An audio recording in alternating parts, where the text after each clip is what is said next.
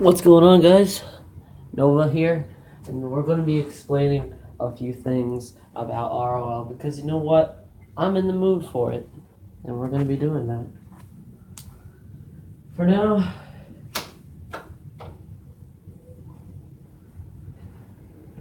I say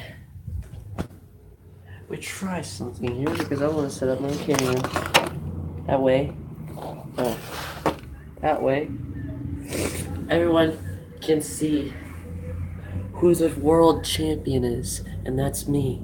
Don't watch if you're not a wrestling fan because you're not going to get anything I say. Now we're just waiting for Mr. General Manager to show up. Because this is basically a live interview is what I'm trying to say here. The General Manager's going to show up through the live stream, through his channel. He's going to ask me a few questions about what's going to be happening at No Mercy, what's going to be happening for other ROL Storm shows, what's next for the world champion himself, Nova, and who's the next person that's going to be taken down by Nova.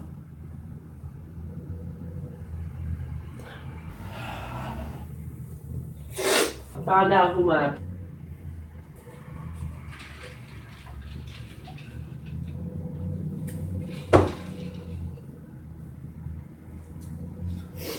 I gotta say, I'm not really impressed with my general manager's choosing.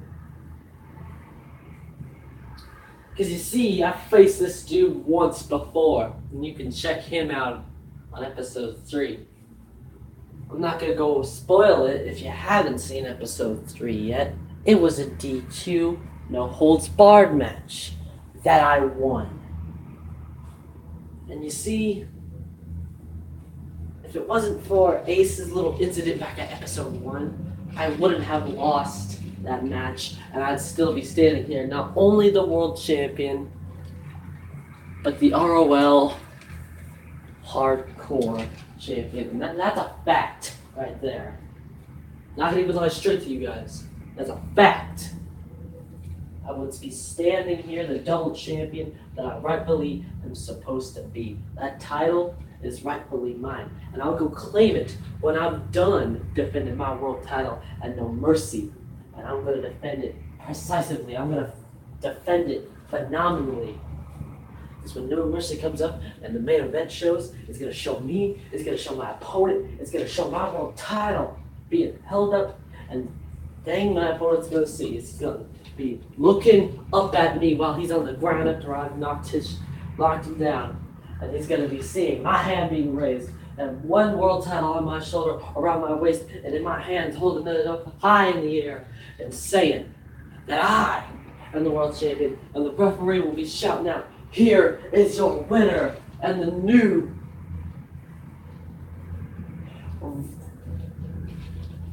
You know what? I don't even think I need to speak of it. Because you all know what the referee would be announcing. You all know, because it happens all the time.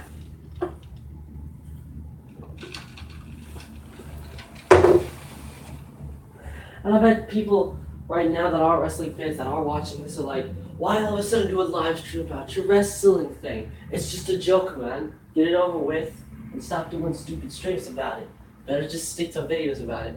Well, you want to know what I have to say to those people? Those people, they're not true fans of wrestling. I grew up watching wrestling ever since I was 6 years old. No, make it 4 years old. When I was at the age of 4 years old, when my mom met my dad and they got married, and I got to meet my brother, Ace, the ROL hardcore champion.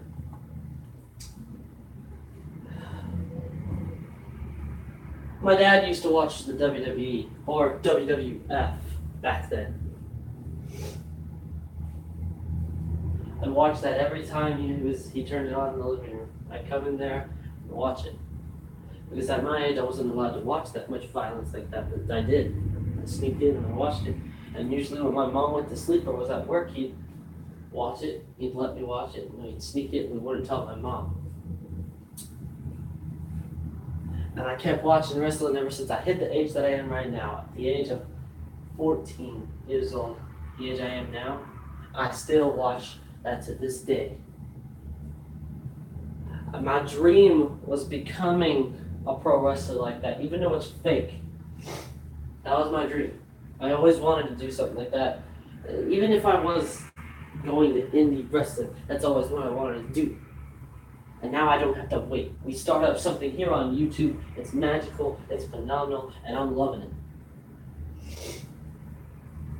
And here I am, the world champion, as I should stay and should be. Right here on YouTube in ROL, and one of the top champions in the ROL company here on YouTube.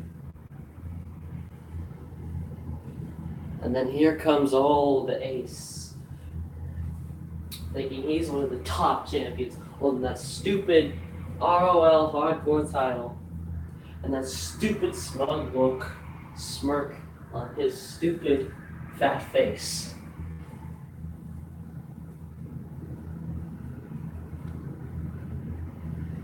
Now I know this kid doesn't mess around. I know my brother all too well. He thinks he's a badass and he ain't. He thinks he's all that in a bag of chips. He thinks he runs the yard. No, he don't run the yard. I run the yard.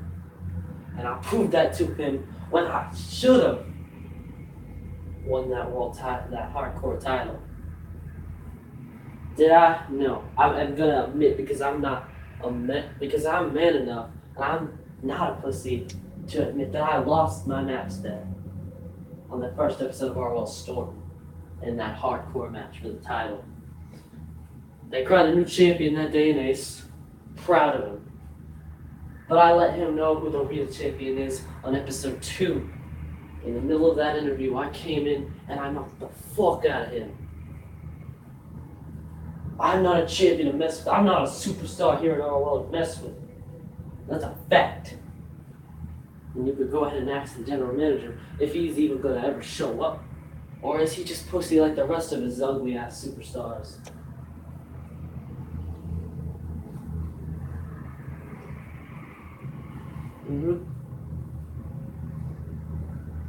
I bet you know what I'm thinking, huh? That I'm going into this thinking I'm going to be all that in a bag of chips, going into the main event numbers to defend my world title against my opponent. You're right. I shouldn't be thinking that because the more you think you're going to win, the more unfocused you are. The more unfocused you are, the more pain you intake. And the more pain you intake, the harder you fall. The harder you fall, you lose. You lose your dignity, you lose your pride. Blood, sweat, and tears. That's how I got into this ROL company. Back then, ROL wasn't even something for YouTube.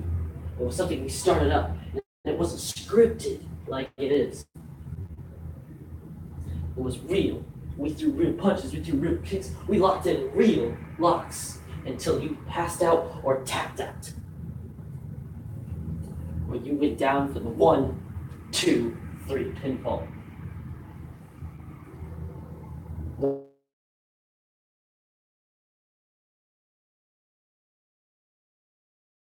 Lives, and it was one of the greatest decisions of our lives. Putting ROL, making it come back to life after losing so much superstars and after losing everything that we worked for. We put it here on YouTube, and ROL has survived. And I'm proud to say that I am happy I'm the world champion, honoring ROL for so many years. I don't know how many years it has lived for, but it's a big opportunity for this show to be on YouTube. We worked really hard to get it up on YouTube. The first episode already has so much views, so not that much, but considering it was the first episode, we didn't even exactly explain when it was going to come out. It just randomly came out. It has a total of 35 views. Or if I go check it now, which I'm not going to because that will disconnect the live stream. I'll be reconnecting though. But I'm still not going to do it. Because I don't care right now. The main thing I care about is getting my hands on my opponent at no mercy. You see, I'm focused. I'm laser focused. I got hot guys on my opponent, watching my back every time I'm in the middle of that ring, fighting an opponent. I make sure to focus on them, but I keep my opponent in the back of my head until no mercy. That's when I put my opponent into the front of my head, and I have my laser focus, my hot guys all on him. And once that bell rings, a ding, ding, ding, shit goes down, and I will tell you, it's not going to be a pretty sight for you viewers.